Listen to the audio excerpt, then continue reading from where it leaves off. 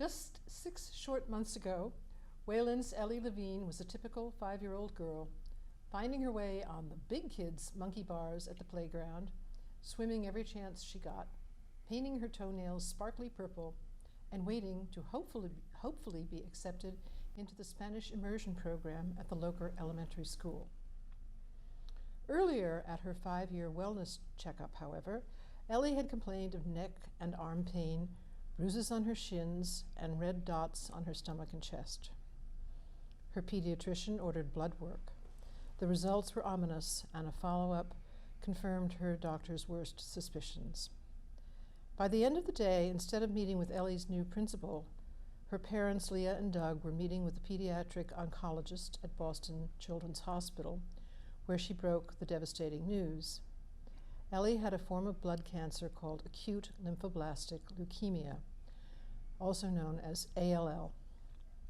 Since that day in March, Ellie started a 2-year course of chemotherapy, with the initial phase lasting for a month and confining her to the hospital during that period. She unfortunately also endured an extremely difficult bout with acute pancreatitis caused by one of her chemo drugs that landed her back in the hospital, including a stay in the intensive care unit. Soon thereafter, however, Ellie's world began to brighten. "We spent the last part of the summer," says her mother, "just trying to keep up with her as she rode the bus to her first camp experience, body surfed the waves on Cape Cod, and announced Red Sox third baseman Rafael Devers with true Ellie flair at Fenway Park. As school started, she bounded out of the house to board the bus for her first day of Spanish immersion kindergarten, and has been serenading us with new Spanish songs and stories of her playground adventures every day since." Ellie still faces about 18 months of chemotherapy. The future is uncertain but bright. 98% of children with ALL go into remission, and 90% are cured. Meantime, this coming Sunday, Wayland Carnival Day, and we'll give you all the details later, has been organized to honor Ellie and her sister Annie, and to raise money for the Jimmy Fund Clinic at the Dana-Farber Cancer Institute. Our guests today are Ellie's parents, Leah and Doug Levine, Wayland Carnival Day organizers Doug Lange and Blair Ramsey, and, drum roll please, guest of honor, Ellie herself. I'm Susan Wagner. So let's start with you, Ellie. I've heard you have rather interesting tastes in food for a young lady. Can you tell us something about that? Okay. Will you tell us something about that? What is it you like that's sort of unusual? What are some of your favorite foods? You like fish tacos. What else? Thai food. Oh, Thai food, that's my favorite too. Indian food. Indian food. Mm-hmm. Subs. What? Subs. Subs. Chili? Pizza and chili, okay. And what about your little sister, Annie? Does she share your taste in food? No. No. What do you like about your younger sister? She's cute. She's cute. And what don't you like? When she screams. When she screams. And you never scream? What do you think she likes and dislikes about you? She likes when I give her piggyback rides. You give her piggyback rides. Okay. And what are your favorite things to do on your own or with your friends in school? What sort of activities do you like? I like to do on my own with books. I can't. Read books. Read books. Okay. And at school, I like to do the monkey bars with my friends. You like to do the monkey bars with your friends. Okay, great. Let's move on to Doug and Leah. What does Ellie's treatment involve, and how has she responded so far? So Ellie, as you mentioned earlier, is undergoing 2 years of chemotherapy. And the way it was explained to us when we first learned about her diagnosis is they front load the treatment. So it's most intense for the first few phases. being most intense for the first month when she was at the hospital at Children's. And while she was there for about 30 days, she unfortunately got another infection called C. diff. So she was literally confined to her room for the vast majority of that entire time. While the leukemia was still in her body, while she also had all of these chemo drugs pulsing through her. And it's exhausting being in a hospital, of course, because you never really sleep through the night. They're coming in to check your vital signs, do a number of tests. But she was really a trooper throughout that all. So got through that first month, and then all of the rest of the phases are outpatient at the Jimmy Fund Clinic at Dana-Farber. Oh, I see. And we were a few weeks into that when, unfortunately, as you also mentioned, she got a very severe case of pancreatitis, brought us back to Children's Hospital for several weeks, including a several-day stay in the ICU, which was not pleasant at all.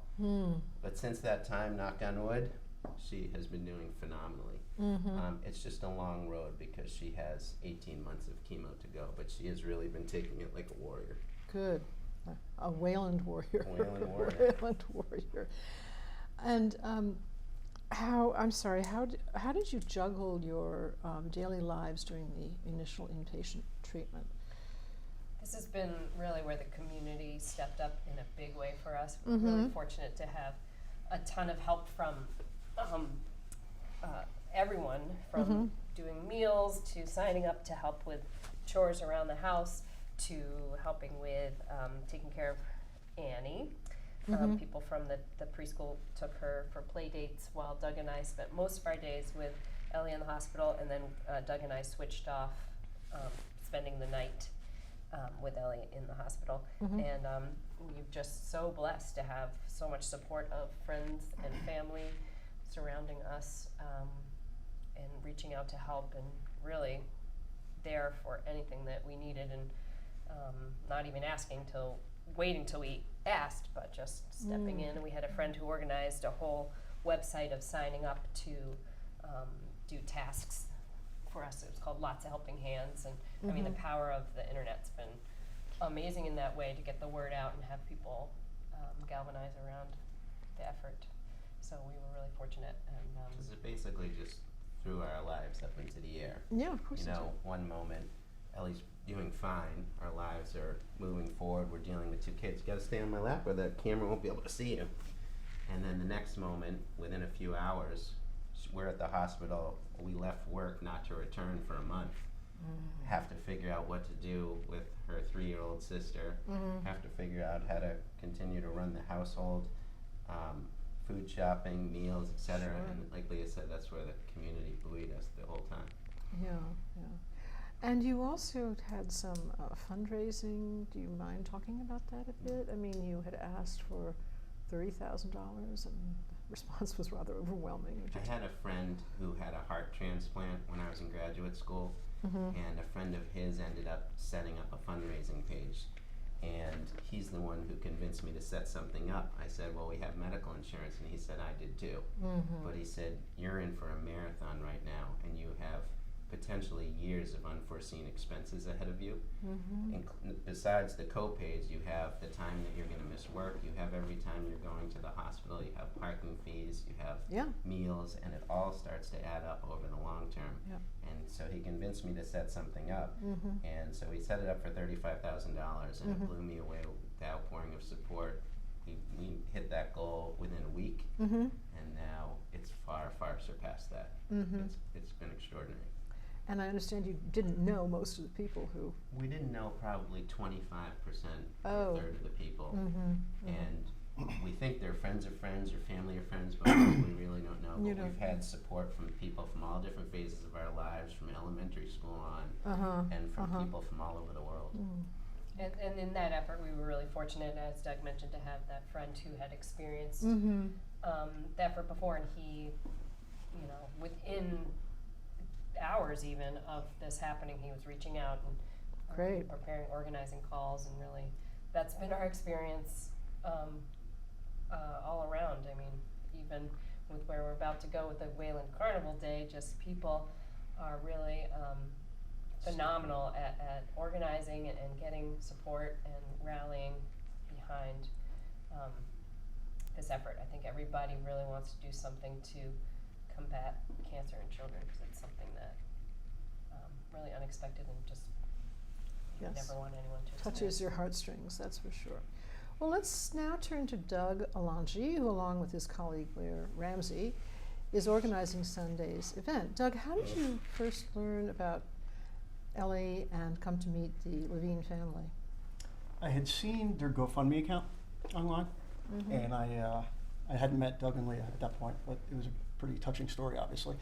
So I shared their GoFundMe information with some folks that I know, let's say from the town online, and basically said, I'm yet to meet this family, but it seems like a good cause, and why don't we pass the hat and see if we can help them out. So we got, I think, a pretty good response by the folks. And then, so that started it. And then I reached out to Doug a couple times. We hadn't met each other, but just checking in. How's it going? You know, because I can imagine how difficult that is. And then I'll try to get my dates straight here. But in late April, I found out that one of my family members has cancer. So really, my motives for reaching out to Doug at that point were somewhat selfish. Right? I said, I don't really know how to do this cancer thing. So would you meet me out and grab a beer? And I have some questions I want to ask you. And he was kind enough to accept my offer. So we sat and we talked. I learned a little bit more about the situation. He answered 1,000 questions I had in terms of some, ways to handle the situation and way to manage it. Because as you guys can probably attest, the whole family gets cancer because it affects everyone, right? And medically we don't, but it affects the entire family. So on the drive home, I thought, well, Doug was nice, but that was a little selfish of me because the ask was, help me, help me, help me. So then I kind of reached out a couple days later and said, can we do something for the girls? He's like, well, what do you want? I said, I don't know what we want to do. So I went back and I reached out to the group of folks that we know, and I said, we typically get together quarterly, about a dozen of us or 20. And I said, why don't we do this quarter, why don't we do something for Annie and Ellie? And everyone right away jumped on it and said, that's great. Okay. So originally we talked about maybe a restaurant. Jen from in town owns the Red Raven in Acton. You're welcome, Jen. And she said you can use our facility, but I thought that would be more of an adult-centric event. Yeah. So then Blair had said, hey, what about a block party? And then someone said, what about a bouncy house? And once you have a bouncy house, it's kind of a cool party, right? Yeah, right. So then it kind of just took off. And, we don't know how big it's going to be, but it's gotten bigger than we thought. And it's so it's been pretty cool. Yeah. Well, so that's how you came up with the idea. That was my next question, but now you've answered that question. So tell us about Carnival Day. Where is it going to be? What are the hours? What are the activities? The various things that can you tell us about? Yeah, so it's at Wayland Middle School. Oh. It's from 12 to 4. On And Sunday. on Sunday. Sunday the Sunday the 15th It's this of Sunday? September. It's this Sunday. Hope you can make it. Hope you make it, Doug. We'll see. And the activities, I want to say, are endless, and it's really for all ages. So not only do we have one bouncy house, we have 3 bouncy houses. We have a dunk tank where we have many Wayland celebrities will tell be us in who. the dunk tank. Oh, tell us Couple of teasers. I can give you a couple teasers. I believe we have a couple school principals from the elementary schools. We may have the superintendent. Arthur may do. Doug might make an appearance. We've got a couple police officers, some teachers. good. We have therapy ponies, which I'm personally very excited about. We've got face painting. We've got a juggler. We've got children's yoga. We've got 2 princesses, which I'm very excited about personally. Elsa is coming all the way from Arundel. She's on the way, which is great. We have a henna artist. So you guys. It's just, I could go on and on. There's a photo booth, we have a DJ, we've got 4 food trucks. We really have everything. And the weather's beautiful for Sunday. It will not rain. We can It's call it. not It will going not to rain. rain. Has a question. We have ice cream truck. There's Oh, an there you ice go. cream truck, there's I was a gonna pizza ask about truck, that. there's I Del's heard lemonade. about the ice cream. Yeah, we really have so many things. And how much money are you hoping to raise? We have a goal of $10,000 to raise for the Jimmy Fund. We're more than halfway there, which I'm really excited about, and we're hoping to meet or ideally exceed that, but $10,000 is our goal. Okay. What about parking? Yep, so there is parking at the middle school, but obviously we're expecting and hoping a big turnout, so there think will you be overflow parking at the Cochituate Ball Field, so we definitely encourage people to park there as well. Okay. All right, fine. And What about the behind-the-scenes efforts that have gone into planning and overseeing this event, the logistics? Yeah, there's been a lot of logistics. I would say there's a core group of, there's about 7 or 8 of us. Yeah. I think there's 7 of us on that text chain, Seven. who have been doing a lot of the heavy lifting. There's been a lot more people who have been pitching in. I think we have 70 to 80 volunteers who are heard coming that. for different shifts throughout High the school day. kids and High middle school kids, middle school kids, people of all ages. But there's been a core group of us who've been really reaching out and doing coordinating, and it's been amazing. We've been asking people for things, and they've been stepping up. The Wayland Rec Department has been amazing. The police department, fire department. There have been so many people who we've just asked, and they haven't even questioned it, and they've just jumped in to help. Right. And what surprised you the most as you pull this event together? What surprised me was I knew we could raise the money, right? Wayland's a pretty affluent town, and it's a great cause, so I didn't think we'd have a problem raising money. What surprised me was how much proactive outreach we've gotten. From people we've never met or heard from. Can we get involved? Can we help you? I'm a vendor. Can I come and perform?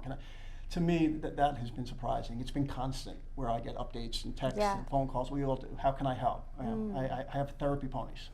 I asked someone, what is that? I don't even know what that is. Come on in. What are therapy Right, and we've ponies? gotten those requests over and over from folks. That's been pretty cool. It's easy to give money. It's hard to get involved, right? So What I'm are impressed with therapy people who ponies, put a please? lot of time. I don't know. They're very, very tiny ponies that How they're tall? smaller than that. They're like maybe the size of a large dog. Yeah. Where you just get to sit and hug them and cuddle them and pet them. You can't ride them, but you can, sit and Cool. love on them. Well, maybe I'll just come and hug a therapy. Yeah. For all ages. Yeah, exactly. Yeah. And what has surprised you the most, Blair? What's been really amazing is I didn't know Doug, really. I mean, we knew each other via Facebook because We were virtual friends. there was an incident with my dog earlier this year, and We don't so have to go I into that. became very famous. That's another And episode. that's a separate interview. Before you go on, I am Yes. on the Wayland very important committee. Unlike Doug, who's on a really unimportant one, Right. I am on the Wayland Dog Control Appeals Board. Oh, So so this you is might know my dog. a very important committee. You've heard of it. Call me when you have problems. I'll good fix your ticket for you. Perfect. But the people that we've been working with on the committee, one of them was my good friend, and then the rest are people I had never met before, but now I consider them my friends. And it's been really amazing to get to know people from all over Wayland, and just how wonderful everybody has been to step up. And like I said, we've asked, and some people we haven't asked, and they've just jumped in and said, hey, we have African drum circle that's coming. Like, there's been so many people we've been adding events almost and features almost like every other day because so many people. So it's just been amazing to see how many people who have just done above and beyond what they can to help us. And just to add to that quickly, I can't tell you how many times in the group we've said, today's the day we accept nothing new. We're done. We're not adding any other. And then someone gets a call and says, well, how do we say no? Yeah. And we've done that so many times because Yeah. people keep reaching out. We're still getting money. The Carnival's in a couple days. We're still getting sponsors, individuals giving money. Yeah. So it's been very, very cool experience. Yeah. And we're really, first of all, we're very grateful and just blown away by the outpouring of support. And I'm really happy to be able to give back to Jimmy Fund in a big way because they have been amazing. Every time we go into the Jimmy Fund clinic, it is an outstanding experience. With everybody is cheerful and kind. Very focused on the kids. Focused on the kids caregivers. and the amount of activities they're able to provide. So this opportunity to raise money for them is just phenomenal. So we're really glad to be able to do that. Oh, great. Ellie, what are you looking forward to most on Sunday? The carnival. What part of the carnival? Are you looking forward to the ponies or the ice cream or the dunking or the Everything. Good answer. everything? Good Well, answer. let's hope that they will be sure that you get to experience everything. So the details are, this is the Wayland Carnival Day from noon to 4 o'clock at the middle school with overflow parking at the Cochituate Ball Field. Everybody is invited. Is that more or less it? You nailed it. Yep. I And nailed it. And I would say everything is free. The only stuff you have to pay for is food trucks, but please bring donations Well, for that's the Jimmy interesting Fund. to know, because I assumed that you would pay to dunk the school superintendent. Well, I'd pay to dunk him. No, actually, he is a wonderful guy, and I'm having him on the program, on the Buzz program next Wednesday. He's opening our. Yeah, Great. He's a really good guy. Yeah. Good stuff. If you dunk him, he might change your school start time. Back to. That's one of the things I need to ask him about. Does anyone want to add anything? We just feel, like Leah mentioned, just beyond grateful. We had no sense of what support would look like when all of this happened. I'm probably going to say more about this a little at the Carnival, but I volunteered in New Orleans after Katrina for a summer and met a lot of residents there who all the people I met decided to stay. And one of the takeaways that I had there is that there was a more powerful 4-letter word than love, and that's home. And this has become such a home for us. We've been here for 6 years, but this community has just become like an extended family for us, and we really feel home here. Ellie, anything else you want to say? No. No. Well, you know your mind. Well, thank you all for being here, and good luck on Sunday. I know it's going to be wonderful, and good luck in the months ahead. Thank Thanks you. for having us. Thank you. You want to